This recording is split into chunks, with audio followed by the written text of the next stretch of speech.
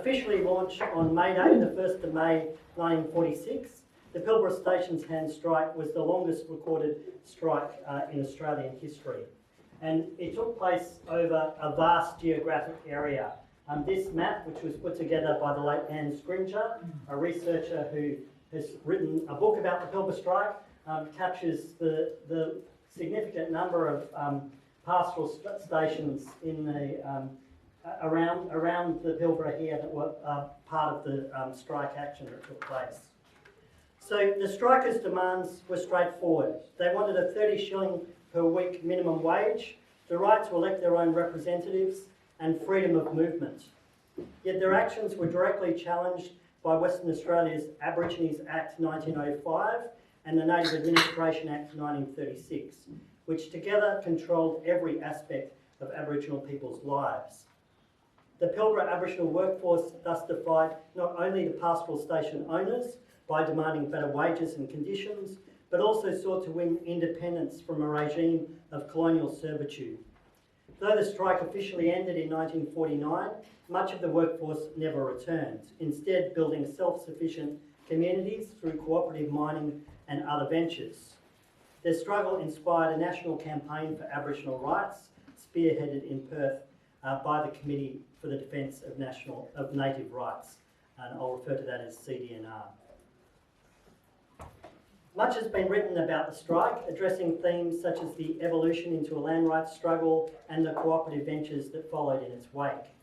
Today, I'm going to focus on the solidarity campaign led by the CDNR, based in Perth, and supported by the West Australian Labor Movement. From its inception, the CDNR was dismissed by Commissioner for Native Affairs Francis Bray as a communist front. Yet over the course of the dispute, the CDNR adopted several strategies that proved remarkably successful in galvanising public support for the strike and assisting the Aboriginal strikers' efforts to pressure pastoral station employers and state government officials to concede to their demands. A legal defence was mounted to defend those jailed. All available avenues were used to publicise the strike. Strike funds were raised, and perhaps most significantly, industrial bans were imposed on wool exports to extract concessions from pastoral station owners. I'll argue here that the CDNR and Labor Movement's solidarity with the strike was a significant precursor to the Aboriginal civil rights and land rights movements that followed in the subsequent decades. Well, the solidarity in Perth with the strike began with a meeting on the Perth Esplanade on Sunday the 19th of May 1946, 3 weeks after the launch of the strike. 200 people gathered at that solidarity demonstration. The protest demanded the immediate release of two of the strike leaders, Clancy McKenna and Dooley Binbin, who were arrested at the strike's commencement on the charge of enticement to strike. Clancy represented workers around the Port Hedlands area, and Dooley Binbin strikers further inland around Marble Bar and across other stations. Those gathered were outraged by the jailing and cruel treatment of the strike leaders under a Labor state government. The audience were informed that Dooley had been chained by the neck for 6 days while held in remand at Marble Bar Jail, and along with McKenna sentenced to 3 months with hard labour. Participants called on the Justice Minister to revoke the sentences and free the imprisoned strike leaders and to secure the withdrawal of charges laid against Don McLeod, the strikers' representative.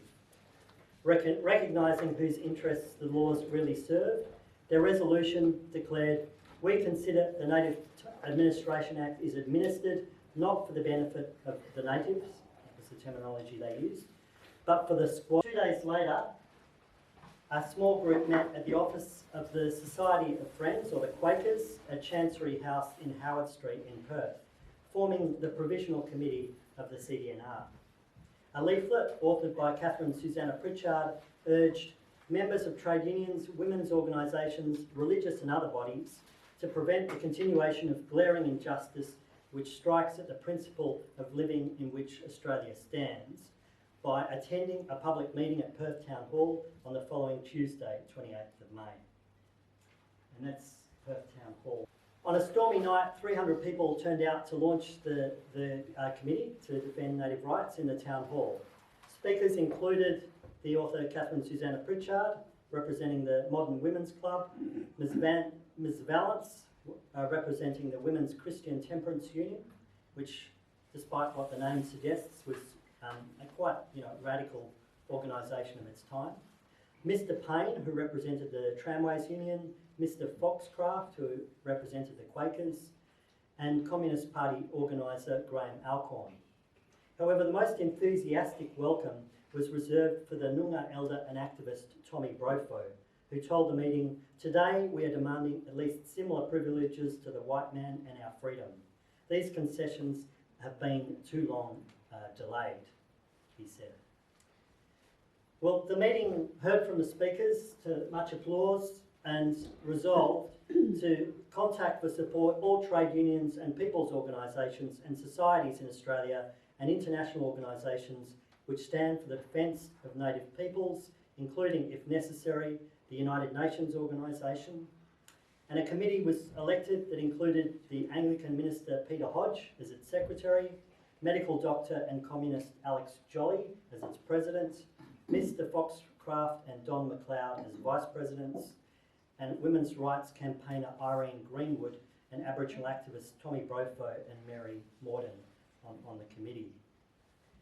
Despite the broad base of the committee, the Commissioner for Native Affairs, Francis Bray, informed State Premier Frank Wise that the meeting achieved little except that the communists enlisted some dupes or marionettes for the purpose of communist propaganda. However, the CNR and affiliated unions' support soon secured a victory from the state Labor government. 5 weeks into Clancy and Dooley's 3-month sentence, Minister Nulson ordered their immediate release. The reprieve, however, was short-lived. Over the following 3 years, strikers were repeatedly jailed. The Communist Party was uniquely placed to build solidarity with the Pilbara Strike. Firstly, it was at the time the only political party in Australia to actively campaign for Aboriginal rights.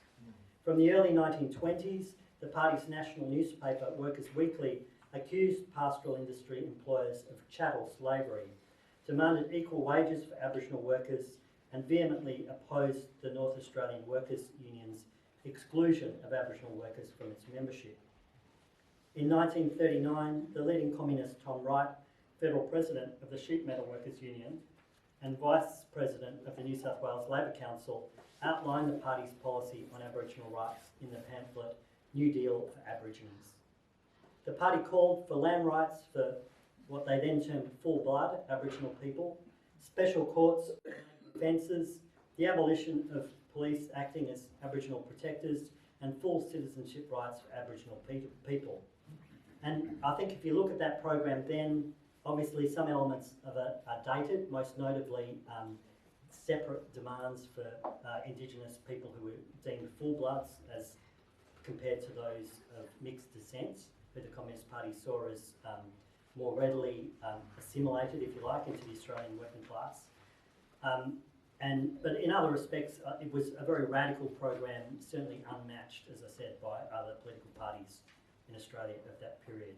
Radical insofar as raising demands that were later taken up by the land rights movement of the 1970s.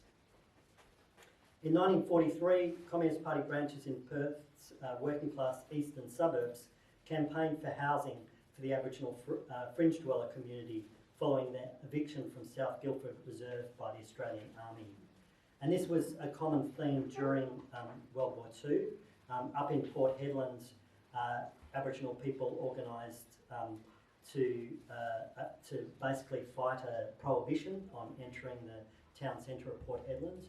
There were Aboriginal people of mixed descent were organised in a group called the Australasian League, and as I'll explain here, there was similar organisation in Perth, inspired in fact by the Pilbara Strike that followed in Perth afterwards. And as I'll explain here, there was similar organisation in Perth, inspired in fact by the Pilbara Strike that followed in Perth afterwards. So, firstly, there was the Communist Party's program and its action on the ground that I've described. Secondly, in the context of a post-war strike wave, communists gained influence within the ranks and leadership of several WA trade unions. In 1948, two communists won leadership positions of unions based at the Fremantle Wharf. Paddy Troy was elected secretary of the Fremantle branch of the Coastal Dock, Rivers and Harbour Workers Union, and while Ron Hurd was elected the secretary of the Fremantle branch of the Seamen's Union.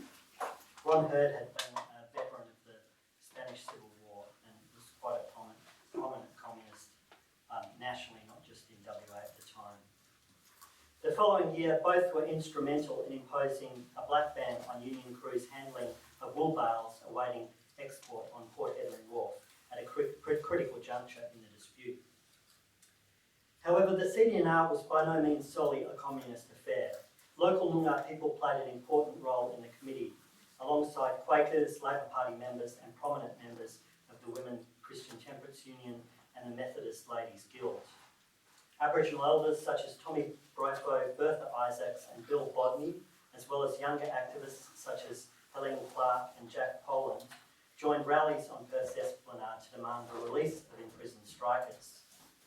In 1947, this is a year into the strike, Perth Noongars and also some Yamaji people who come from further north formed the Pilbara League, an Aboriginal-run organisation that began hosting dances each Friday night in East Perth and soon began agitating for civil rights.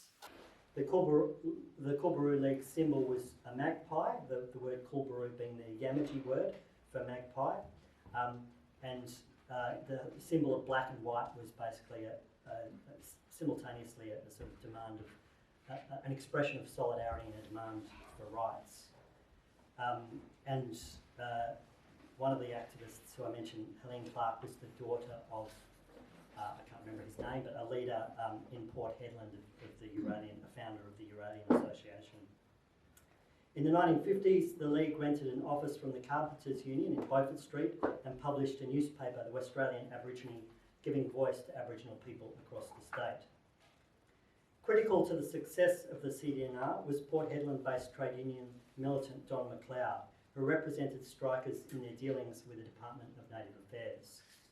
Throughout the strike, McLeod maintained close ties with both the CDNR and Perth-based members of the Communist Party, which he joined in 1944. Workers' Star reporter Joan Williams recalled, "By the time the strike was planned, we'd recognised that the Aborigines, as the term she used, had to produce their own leaders, so were elated to hear from McLeod that the People's Own Councils would debate every move and that outstanding Aboriginal leaders like Clancy McKenna and Dooley had already appeared." And what she's referring to, or what McLeod was referring to, was the democracy and participation that existed amongst the strikers through the two strike camps that were established, one near Port Hedland, one closer to Marble Bar, where the whole communities participated in deciding how they would continue their struggle step by step. And they established schools within the strike camps and means of maintaining their subsistence. At the strike's commencement, Graham Alcorn began communicating with McLeod regarding strategy and tactics, while Williams and Dorothy Hewitt reported on the strike for Workers' Star and Tribune, the Communist Party's national newspaper. Hewitt's husband, Lloyd Davies, a recent law graduate, and Perth barrister Fred Curran provided pro bono legal representation for the jailed strikers. Addressing the CDNR launch on 27th of May, Alcorn recognised that the strike provided the CDNR with an agitational focal point around which a movement can grow from all parts of Australia to bring about a new deal for Aborigines under federal control. I'm quoting him there. At the time of the strike, not only were town centres off limits to Aboriginal people, but non-Aboriginal people were barred from entering Aboriginal town camps on the outskirts of towns. This enforced segregation presented significant challenges to the Pilbara strikers and their supporters. During the course of the dispute, McLeod was arrested 7 times, 4 times for being within 5 chains, 100 metres of a congregation of natives, and 3 times for inciting natives to leave their lawful employment. In August, Peter Hodge travelled to Port Hedland to visit 12 Mile Camp, and much to his surprise, was arrested alongside McLeod, ironically also on the charge of being within 100 metres of a congregation of natives. Hodge was fined £10, while McLeod was sentenced to 3 months of imprisonment. When in October 1946, the WA Court of Criminal Appeal rejected appeals by Clancy, Dooley, McLeod and Hodge against their convictions, the decision aroused, and I quote, public indignation throughout the land, and much support, both material and moral, poured into the CD&R from elsewhere. That's how Davies recalled it later. The CD&R appealed to the High Court and to the United Nations, alleging that the strikers' leaders' arrests amounted to, quote, futile treatment of Aborigines in Northern Australia. The High Court upheld the appeal on the grounds that the intent of the statute, this is the Native Administration Act 1936, was, I quote, better protection of natives and not the criminalisation of McLeod and Hodge's contact with them. While this victory boosted the strikers' morale and secured publicity for their cause, it did not end punitive legal action against them. In January 1947, McKenna and 12 others were jailed after allegedly preventing several Warragine station hands from working. In August 1947, 12 more Aboriginal men were charged with abduction and jailed for attempting to rescue children suffering abuse on a station. So you can see there quite how blatantly the law and the police are basically defending a regime of virtual slavery for Aboriginal people, including Aboriginal children. While mainstream media largely ignored the strike, Workers' Star consistently championed the strikers' cause. Alcorn, Williams and Hewitt worked on the paper from the Communist Party's third floor office in London Court, a Tudor-style arcade in Perth city centre. According to Davies, the daily newspapers in other states were forced to... I'll just jump to the next slide. That's London Court back in the 1940s. So as I said, the office of Workers' Star was just upstairs in, I think, one of the flats that operated there.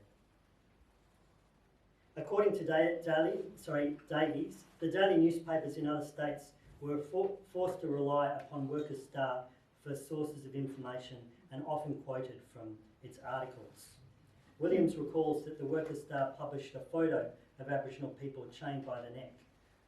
When they did so, it caused a public uproar both in Australia and overseas, with many politicians just claiming that it was a fake. As news of the strike spread, support poured in. Students at the University of Western Australia marched in support of the strikers.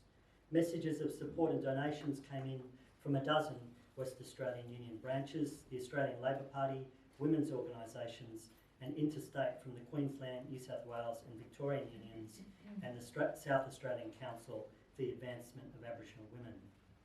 Additionally, the CD&R appealed to the British Anti-Slavery Society, the World Federation of Trade Unions, the Australian Council of Trade Unions and federal ministers. With the donations it received, the CD&R printed and distributed 20,000 copies of a 4-page leaflet outlining the history of the strike and the committee's policy on Aboriginal rights. In March 1947, less than a year into the strike, the Liberal Country Coalition defeated Labor to form government. The state's new Native Affairs Commissioner, Stanley Middleton, fresh from administering the natives in colonial Papua New Guinea, began advocating a new policy of assimilation of the state's Aboriginal population. Middleton hoped that the strikers could be coaxed into abandoning their self-managed camps, the 12 Mile Camp that I mentioned before, just out of Port Hedland, and Uliella near Marble Bar, in favour of accepting the charity of the White Springs Mission, recently established with a generous land grant from the state government. The strikers, however, refused to move. Ultimately, trade union support helped the deadlock and secured a partial victory for the strikers. When in April 1949, 43 strikers were jailed for the crime of enticing natives to strike, the Seamen's Union called for the prisoners' immediate release and threatened a ban on the shipment of wool from stations where slave conditions applied. Their intention was to hit squarely at the hip pockets of Pilbara's wool growers. And it should be said here that wool exports had for the previous century been a vital part of the Australian economy nationally, a vital export. And this is really just before, a decade or so before the minerals industry in the Pilbara took off. By mid-June 1949, all but one of the 43 convicted strikers had served out their sentence. The state government was hopeful that further strike action could be averted. However, on the 20th of June, police arrested another 10 strikers at Nullagine. The scene was set for a showdown. Ron Hurd convinced his members to implement the wool ban. Bales of wool now sat idle on Port Hedland Wharf, and by mid-July, jailed strikers had been released. And as I said before, Ron Hurd represented the seamen who travelled between Fremantle and Port Hedland and other ports. Neither Hurd nor any of the communist leaders represented the workers who were actually working on the Port Hedland wharf themselves, who were members of the Australian Workers' Union, whose officials showed no solidarity with the strike. So, it was an effort on their part for the rank and file seamen to actually talk to these port workers, and the port workforce had included Indigenous workers on and off as well, and so no doubt there were sympathies amongst the port workers for the strike, but they had to challenge their own union leadership to take this action. McLeod had little doubt that the strike had precipitated their release. On 15th of July, he told Workers' Star, intervention of Mr. Elliot Smith, Northern Administrator of Native Affairs, secured the dismissal of the charges and the release of the accused natives. The Seamen Union declared victory when Smith promised agreements for wages and conditions that matched those of Mount Edgar and Limestone stations, which had already agreed to the strikers' demands. Once the bans were lifted, Native Affairs Minister Ross MacDonald told State Parliament no such agreement had been made, leading McLeod to later conclude that the strike had been defeated, despite many station owners having now conceded to strikers' demands. McLeod observed that despite the ringleaders having been in and out of jail like clockwork, the blackfellows never wilted. Nothing that either the state government or police did could shake their solidarity. Graham Alcorn, the Communist Party organiser, said of the strike, when the Pilbara station hands struck, here was a rallying point for all Aboriginal people, a rallying point for all those white people throughout Australia who wanted to do something, a chance to isolate and defeat the reactionary squatters and the government policies they dictated. The CDNR played no small part in the struggle for Aboriginal rights. Alcorn observed that while it was the use of the strike weapon and the strength of organisation among the Pilbara workers themselves that was most decisive, the CDNR's national campaign held the government's hand and enabled the workers to continue their campaign. And it should be said there were at times sharp debates within the CDNR. More liberal types within the committee expressed unease about its close association with communist-led trade unions. And by the early 1950s, the CDNR, now named the Native Rights and Welfare League, was focused on welfare support for local Noongars and increasingly adopted the assimilationist approach to Aboriginal affairs now advocated by Middleton. And these debates were not just in the CDNR but amongst organisations around the country. And they reflected the conditions in the late 1940s through the 1950s where, again, you had these laws in place that constrained Aboriginal people's freedom of movement and ability to participate in their own struggles for their rights, and often organisations that formed in solidarity with Aboriginal people were organisations of whites, and some had patronising views towards Aboriginal people. But as the struggle itself brought an end to these these kind of apartheid laws, it provided more opportunity for Indigenous people to take more leading roles in the fight for their own rights. So with those limitations, nonetheless, Alcorn concluded that had the CDNR not built a powerful solidarity campaign with the Pilbara Strikers, there is little doubt that Don and the native leaders would have been jailed indefinitely, their organisation smashed, and the rank and file terrorised back to work. So I think, to conclude, there's a lot of rich lessons there that still apply today in terms of solidarity, not only with Indigenous people, but with Indigenous peoples around the world. Much that we can learn, and inspiration for our struggles ahead. Thanks.